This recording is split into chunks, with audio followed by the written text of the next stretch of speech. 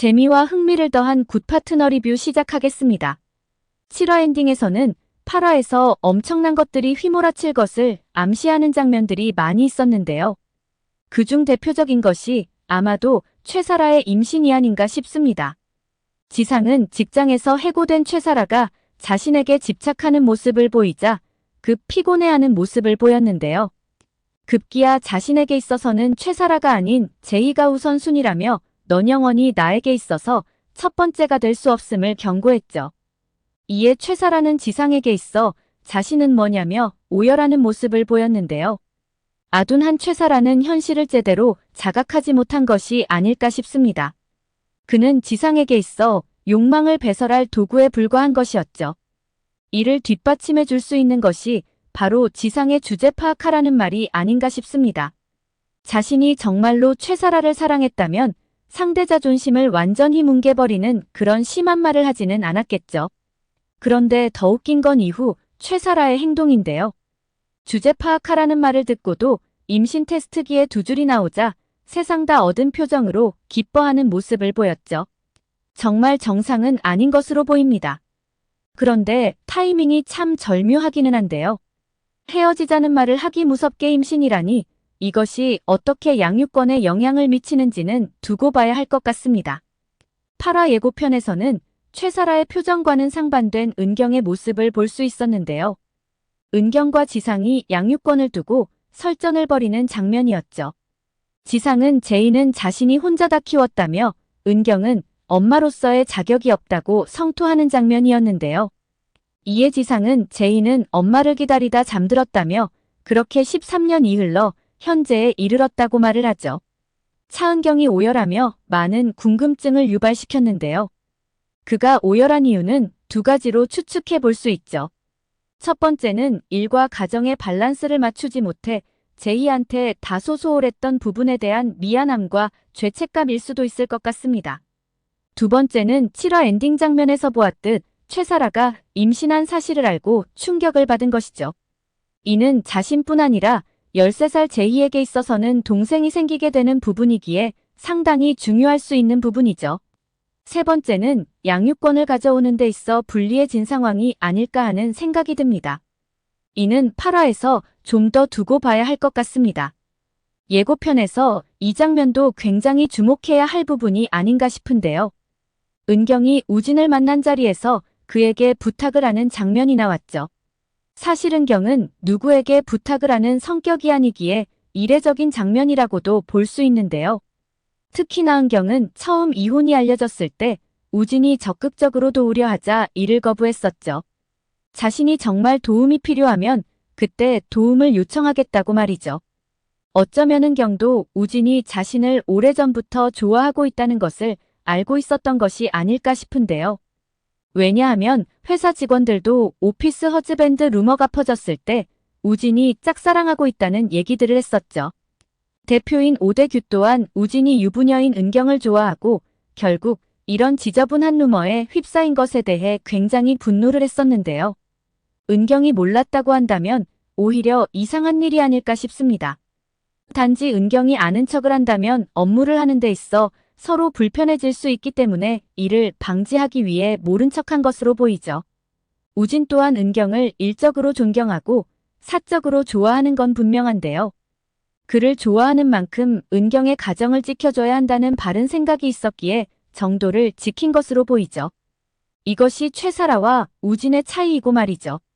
지상도 은경은 아니지만 우진이 그를 좋아하고 있다는 것 정도는 눈치를 챈 것으로 보입니다. 왜냐하면 은경이 지상한테 소장을 보냈을 때 그가 분노에 찬 목소리로 이렇게 말했었는데요. 정우진한테 쪼르르 달려가 그한테 변호를 맡겼냐고 말이죠. 어쩌면 은경도 이 부분이 신경 쓰여 우진이 아니라 초짜인 한유리한테 맡긴 것이 아닐까 싶습니다. 소송 과정에서 지상에게 괜한 오해를 불러일으킬 수 있다는 우려와 우진에게는 괜한 여지를 줄 수도 있지 않을까 하는 걱정이 동시에 있었던 것이죠. 하지만 현재 은경은 그런 것조차 생각할 겨를 없이 인생 최대 위기에 놓여 있는 것인데요. 자신이 목숨처럼 생각하는 딸을 지상한테 뺏길 수도 있는 상황인 것이죠.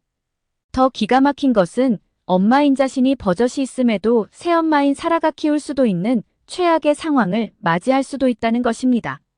그런 은경에게 있어 자신이 늘 말해왔듯이 할 수 있는 건 오로지 법리로 밟아버리는 것이 아닐까 싶죠.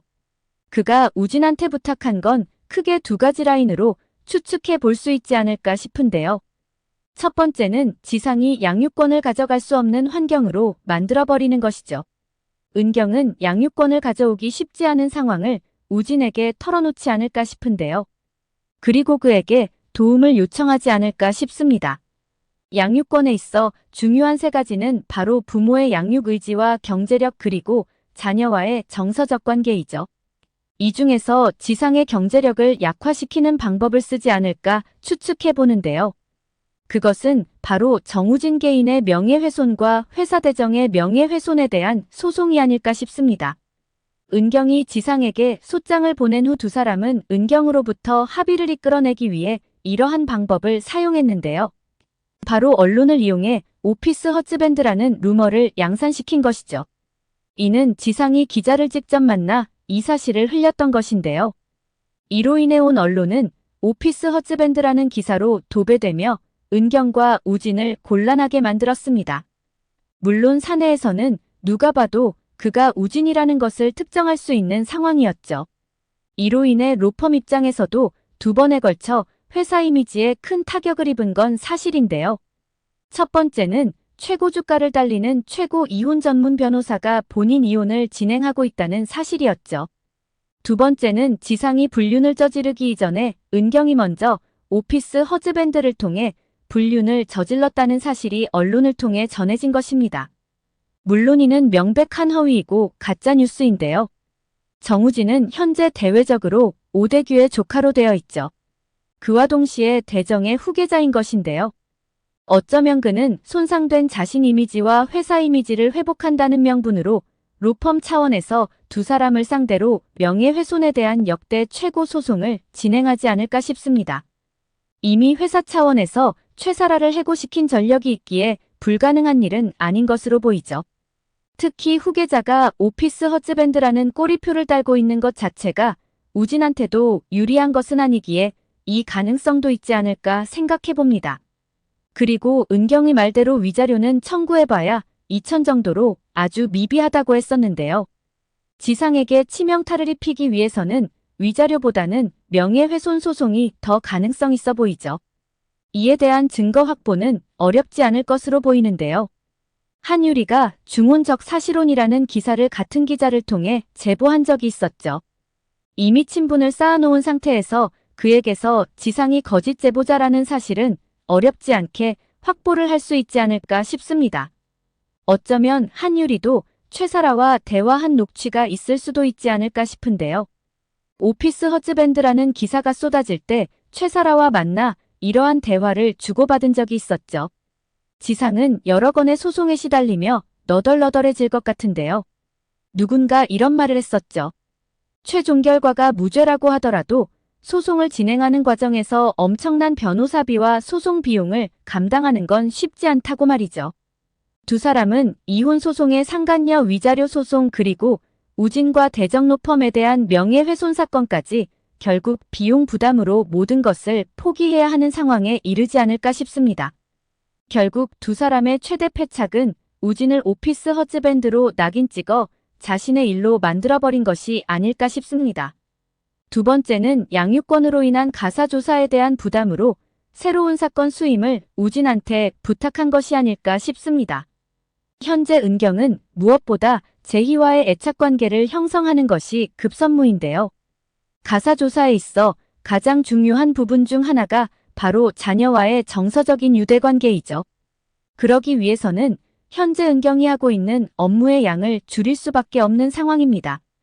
혹여 두 번째에 해당하더라도 뻔뻔한 지상과 최사라를 응징하기 위해서 역대 최대 명예훼손 소송은 꼭 해줬으면 하는 바람입니다. 오늘 영상은 여기까지입니다. 구독, 좋아요는 언제나 제게 큰 힘이 됩니다.